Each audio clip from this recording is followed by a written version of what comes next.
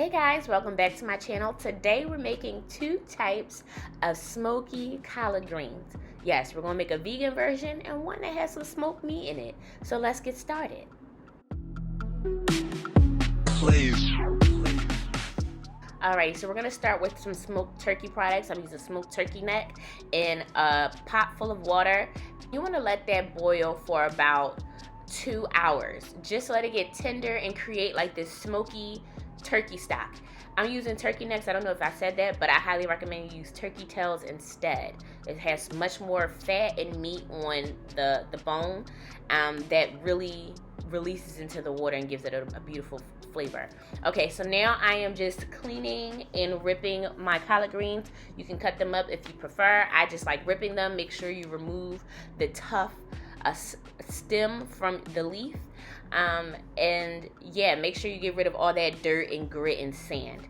All right, so I usually wash my collard greens in warm water about 3 times, and then the last time I'll just refill it up the bowl. I'll refill the bowl with warm water and just let the collard greens sit in there until I'm ready to use them.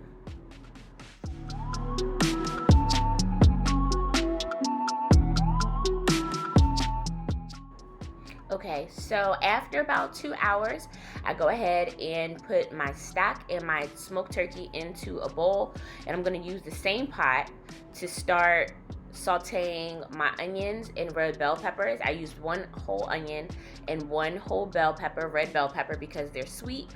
And I'm just going to saute them for about 5 minutes. I just want them to start releasing a little bit of flavor. I don't want them to get wilted or caramelized or anything like that. So after 5 minutes, I go ahead and add my stock back into my bowl along with my smoked turkey products and the collard greens.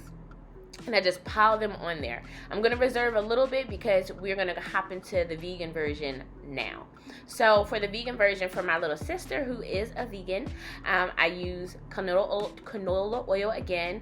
I'm sauteing some red peppers and onions as well. And I'm going in with some garlic. I'm not using garlic in the larger portion because my father is allergic to garlic. So I avoid it when I'm making things that I know he's going to eat. So instead of turkey broth, we are going to use some vegetable stock, and these are the seasonings that I'm going to be using, as well as some vinegar and sugar.